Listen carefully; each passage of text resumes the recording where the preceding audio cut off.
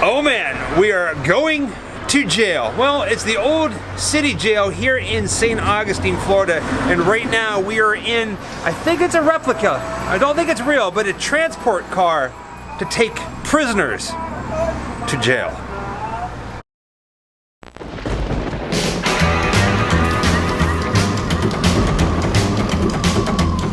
Wherever I come, bad luck just comes my way. Wherever I go, hard luck is there to stay. Good luck never stays a day. Bad luck's always coming my way. You talk about my buddy, how you talk about a dangerous blue. If I had my heart pistol, I'd be a dangerous too. What a boy, put the bucket down. If you don't bring me no water, throw the water down. Oh man, got me calling, but hey, by the light of the moon. Early in the morning, by the light of the moon. So here, this is what it shows as it looking enclosed for the night with a tarp. And absolute security, perfect sanitation. Crazy. After a thorough investigation of the steel convict cages built by the Manly Jail Works at Dalton, Georgia, we find they fill our requirements as to ventilation, sanitation, and security, and give a whole necessary space for sleeping men in cars. Oh man. Gosh, those convicts had it so good. Jail is over there. We're gonna be heading over there momentarily. Today's adventure brings us to the old jail, the Old Town Jail here in St. Augustine, Florida. We like these little roadside museums like this, so let's go inside and see what this place is all about. Already, on the outside, it looks pretty awesome. There's a chain gang, there's prisoners everywhere. It's looking pretty promising. I just realized that I keep saying that St. Augustine reminds me a lot of Savannah, a lot of the buildings here, because this is Charleston, Savannah, and St. Augustine are all connected in some way. They're all like sister cities. That is the Old Town Jail. That is where the museum is, where we're going today, and it looks just like the Old Town Jail in Savannah as well. Man, it makes me miss Savannah. So we just found out that it is a guided tour, so we got a little time to kill. Check out these headless prisoners. And right here at the base of the jail, it says the Old St. Johns County Jail. This is where we're going. Just waiting with some folks over here to go inside. 11 o'clock, jail processing. All prisoners, step forward, bring your documents with you. All you've been properly ripped off in Florida tourism fashion, so you're good to go. Now, after all your carousing last night, I know you done forgot where you are and even what year it is. Well, you're getting checked into the St. John County Jail. The year is 1908. Now, let me give you a little background on our facility here. In 1888, Mr. Henry Flagler opened the Ponce de Leon Hotel down in St. Augustine. When he did, found he made a little miscalculation. It turns out he'd opened that hotel right across the street from the existing county jail. Can you believe that? Well, he didn't want his rich Yankee friends coming down and seeing all the county riffraff. So he asked the county to build a new jail somewhere else, but they said they wouldn't do it because they don't have any funding. Well, what you have to understand is Mr. Flagler's the second wealthiest man in the world.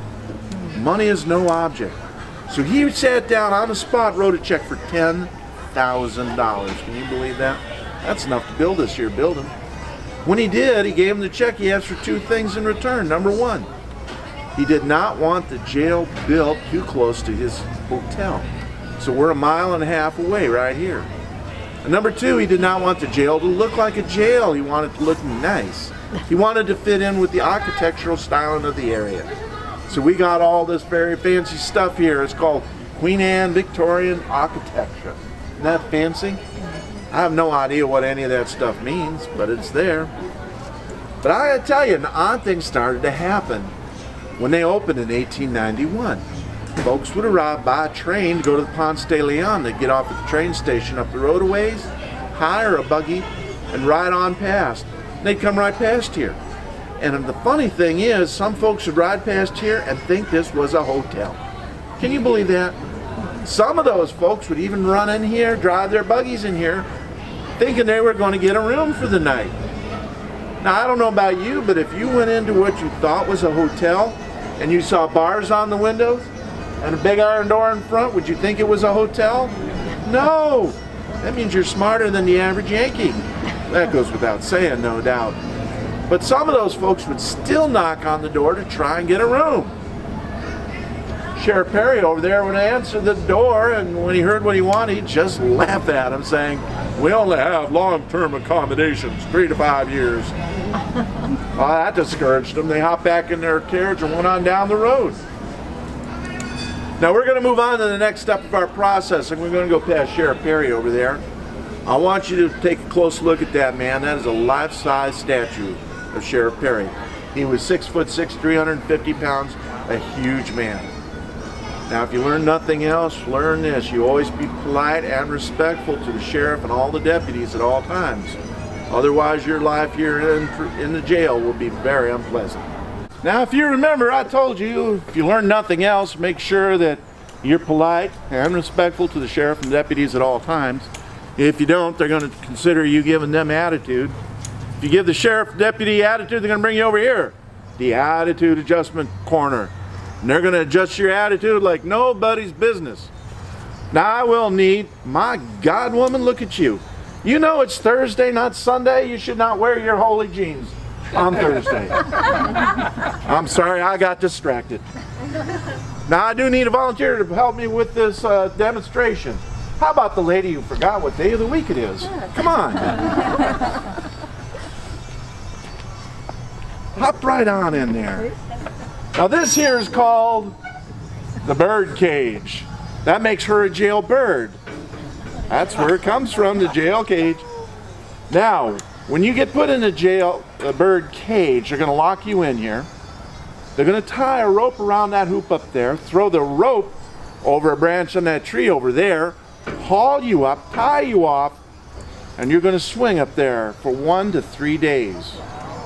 Now while they're up there, they're not going to give them any food, they're not going to give them any water, and I really hate to tell you this, they aren't going to let you down when you have a call to nature. Oh no indeed. Are you going to be up there in the hot, the cold, the wind, the rain? And if there's an electric storm, this is iron.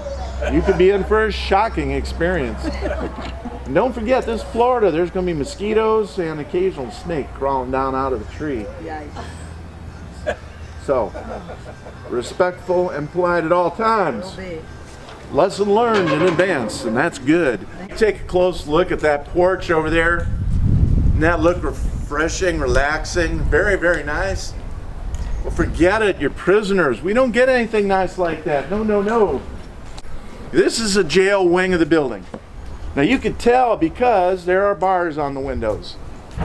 Now it's 1908. There is no glass on any of the windows over here. That means the wind blows all the way through the building.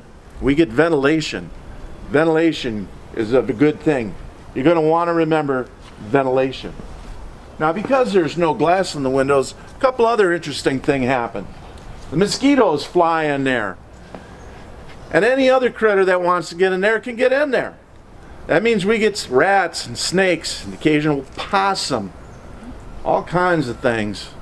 So if you wake up one morning with a snake or a possum curled up in your bunk with you, catch it, break its neck. That could be dinner tomorrow night. Can you cook possum? Probably. I like your attitude. You're going to do well here. Follow me this way. This is the gallows. St. John County executes prisoners. There have been 8 executions in St. John County. I just want you to understand that there's a difference between executions and other hangings, because there have been other hangings here. But St. John County does execute its own criminals. The last execution they had was February 28th, a guy named Charlie Powell. Let me tell you about Charlie Powell. Charlie Powell killed a man, shot him dead. He did that because that man was spreading lies and rumors about his wife. Now, while I respect a man who sticks up for his wife's virtue, killing a man crossed the line. Because in Florida, if you take someone's life, they take your life in return. Charlie Powell was condemned. Now, 30 days before his scheduled execution, they moved Charlie Powell into that cell over there. That's called death row. And for 30 days, they let Charlie Powell out every day because Charlie Powell had to build his own gallows. Now, on the date of execution, a large group of people come to watch because these are public events. So there may have been 400 people here. No one really counted. Now, when the hour of execution came, the sheriff and 2 deputies went in to get Charlie Powell, escort him out. But there's a problem. He was awake but unresponsive. They talked to him, they yelled at him, they poked him, they slapped him around a little bit, they poured a bucket of water on him. He didn't respond to anything. Finally, they grabbed him by the shoulders, stood him up, shook him up a little bit, dropped, let go, and he just collapsed. Now that is a big problem. You see, in Florida, if you cannot stand up on the trapdoor by yourself, they can't hang you. That's just the rule they have. But the sheriff was very resourceful, and he was having none of that. He had the deputies bring Charlie Powell out anyway and laid him up there. Then they went and got a plank of wood and some rope. You know, they tied up old Charlie to that plank of wood so he could stand up by himself. Now that he could stand up, they could hang him. They put him on the trap door. They put the noose around his neck. And they dropped him. Down he came, jerked to a stop. And wouldn't you know it, darn rope broke on him. The rope was old, had been out in the sun too long, and the extra weight of the plank was enough to cause it to break. Well, Charlie lit over there, bounced a few times, and he ended up out here. As soon as he stopped rocking around, the doctor rushed right out and checked him. His neck was broken, but Charlie was still breathing. Oh my God, the sheriff was just beside himself. After all that drama and there now this, he was having none of it. He told Deputy Otis, you go get me another rope. We're going to hang him again and get it right. Off he went to get a new rope. By the time he got back, though, Charlie had expired. Now we call him Lucky Charlie. Because anytime they don't hang you when they want to hang you twice, we think that's kind of lucky. That's where you want to be. Hello, welcome to the ladies section of the jail. You weren't expecting that, were you? Nobody went in there. Now, ladies, welcome to your sleeping quarters. First thing you're going to notice is that there are a whole bunch of ladies and only 2 bunks. Well, in this jail, if there are more prisoners than available bunk space, they don't care. They're just going to shove the prisoners in. You can deal with working out the sleeping arrangements on your own. Now, no one is picking on the women. This applies to the men as well. There's no discrimination. Now, what is missing from your cell that you'd really like to have? Bathroom. Exactly. There it is. There are no toilet facilities anywhere in this jail, none whatsoever. No cell has a toilet. Everybody does have a bucket. And if you'll permit me to observe, if there was ever a time not to kick the bucket, this is it. Now, you picked wisely because you picked the cell with the window. Remember, it's 1908, there's no glass. So when your bucket starts getting filled, right out the window it's going to go. Now consider this, though. Ladies who have that cell over there, they don't have a window. They have no way of emptying their bucket. This is what happens. When their bucket starts getting filled, they're going to transfer the contents of their bucket into your bucket through those bars. Oh my God. Now, I have no idea how that happens. We're gentlemen. We don't sit around and watch these things. You're going to figure it out. But let me give you a little bit of advice. Cooperate with those women. Be on good terms with those women. Don't let those women get mad at you. If you cannot, sleep on the bottom bunk. Now, when the time comes to empty your bucket, one very important thing to remember, make sure the wind is not blowing back into your cell. That can be unpleasant as well. Now, everybody in the jail will work for their keep. The ladies are going to do the cooking and the cleaning. The men are going to go work in the chain gang. You gentlemen are going to get hooked together with all the other prisoners. You're going to go out into the fields, and you're going to work to better the county. You're going to build roads, dig ditches, drain the swamp. You may get leased out to work for local businesses and farms.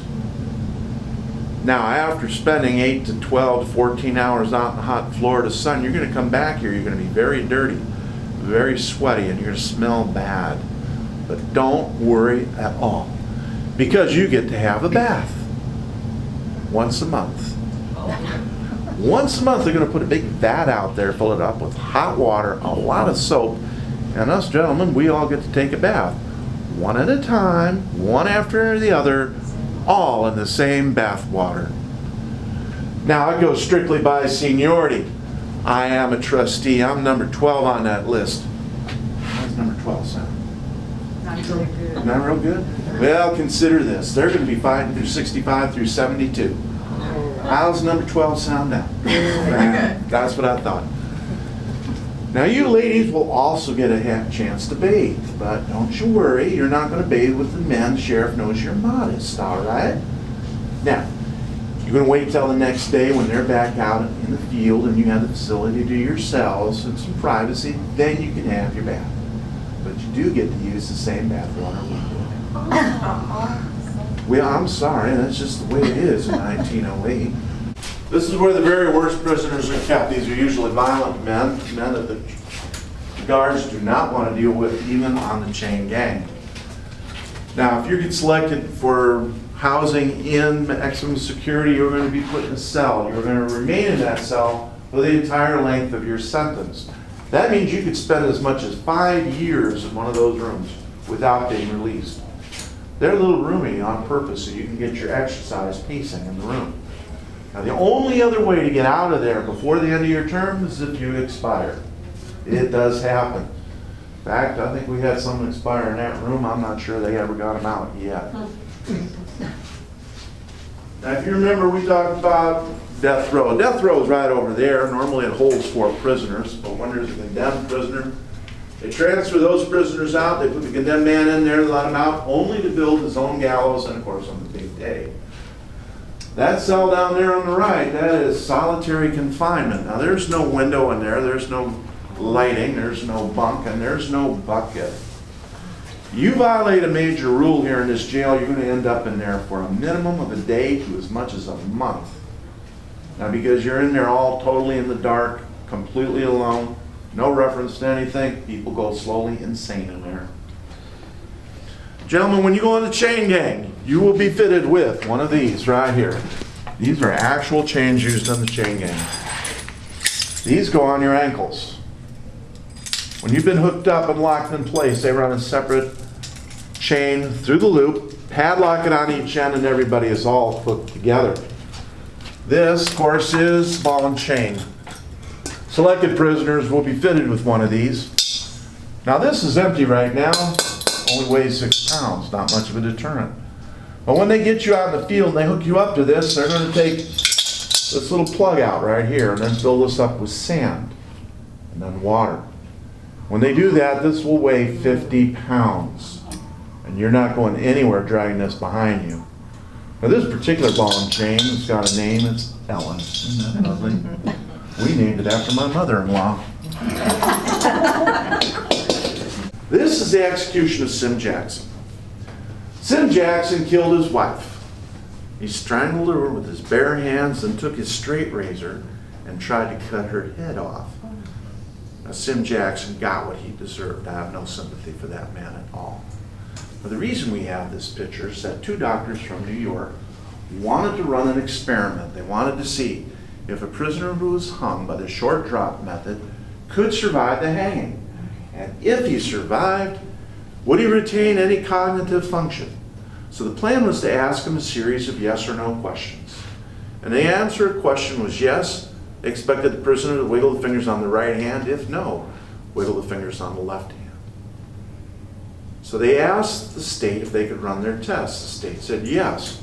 And they asked the county. The county agreed. Sheriff Perry. Finally, they asked Sim Jackson, guest of honor, and he agreed. Now, I don't think much of Yankees. This is a good example why. Those doctors were so excited, they bought Sim Jackson a new suit and gave him a bouquet of flowers. to get hung with. No, makes no sense to me. But they put Sim Jackson up on the trap door, they put the noose around his neck, and they dropped him. As soon as he hit bottom, the two doctors rushed right up and they started whispering those questions in his ear. You want to know something? He answered them.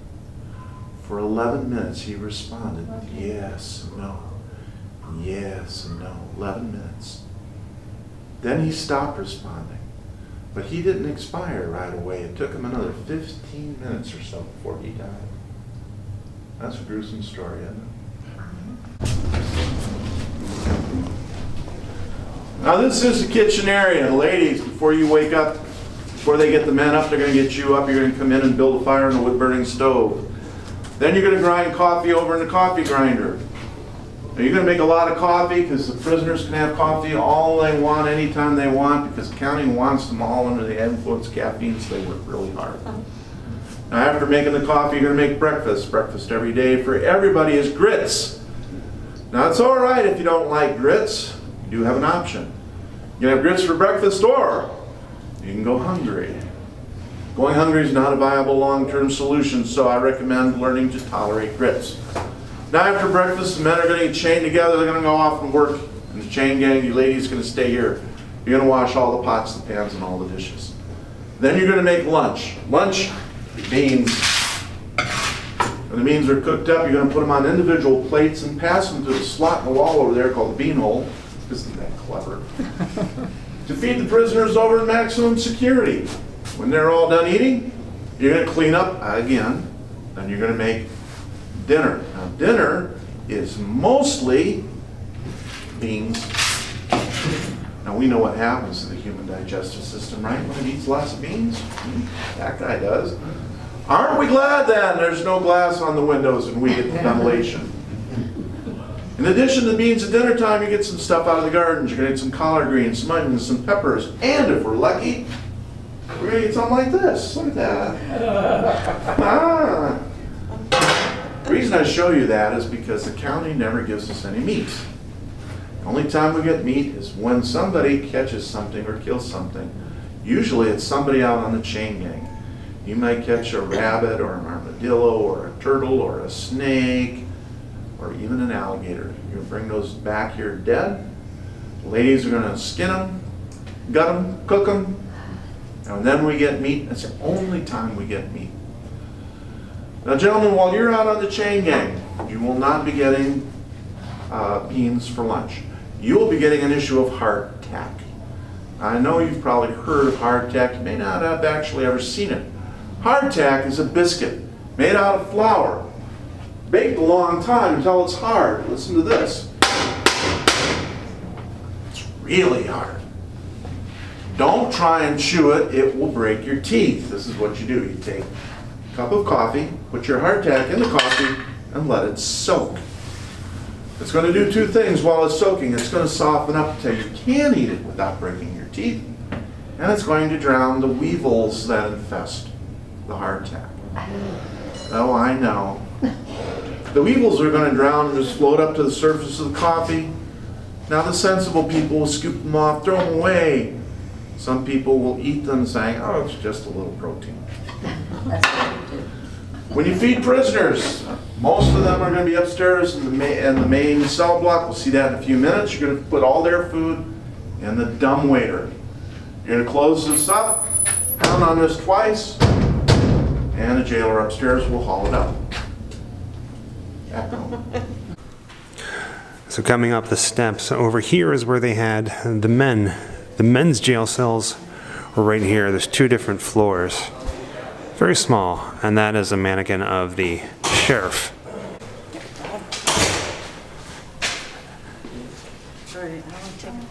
I just keep thinking, yeah. There are different mannequins in the jail cells. Sleeping. And just hanging out. There's only enough room to walk in and stand side. What's that? There's only enough room to walk in and stand side. So this is me at 5:30 before. I can get my shoulders across, but I don't think any man could. Oh gosh. Oh god, no, no. Stand up. Basically, you I could barely even fit in the door. I mean, here's the railing right here. The railing. you wouldn't be. A little picnic area where the prisoners would sit and eat. Hello, sir.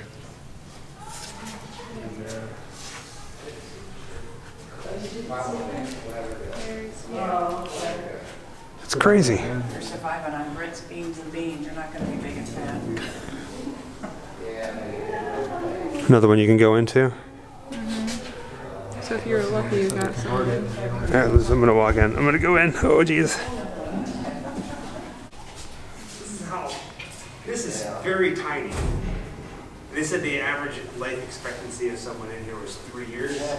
I couldn't live 3 years in here. I'd want to die too. It's crazy.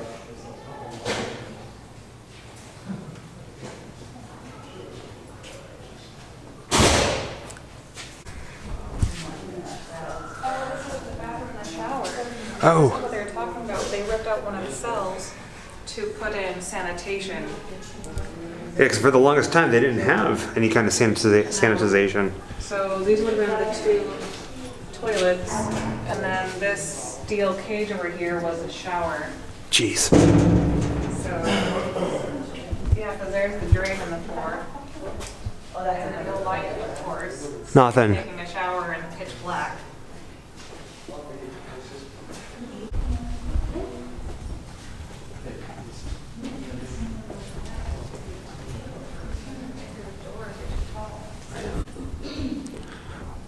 What are you reading over here? Some of the ways they like to punish people. This is where that whole barrel thing people became familiar with through cartoons and such. Oh. The men were stripped and made to wear this barrel, and they couldn't get comfortable, they couldn't sit, they couldn't rest themselves, and this was a solitary confinement sweat box. Crazy. And then actual shackles in place. But these ones have bars instead of chains. This guy does not look happy at all. Guns used in crimes. I have a bunch of display cases like this. Just all lined up. Restraining devices.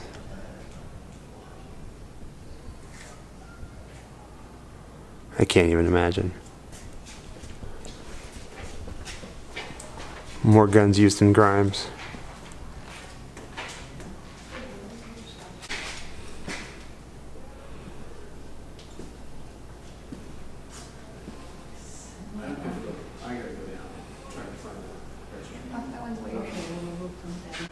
Yeah, he's waving. The guy looks like Richard Gere. Most of the cases here are guns used in crimes, but right here, there's confiscated from prisoners different things from this jail. It's crazy. I think the guy said that this prison was actually in use all the way up to 1953. How on earth did somebody get that in here? You can pretty much just walk all the way around where they have the cells.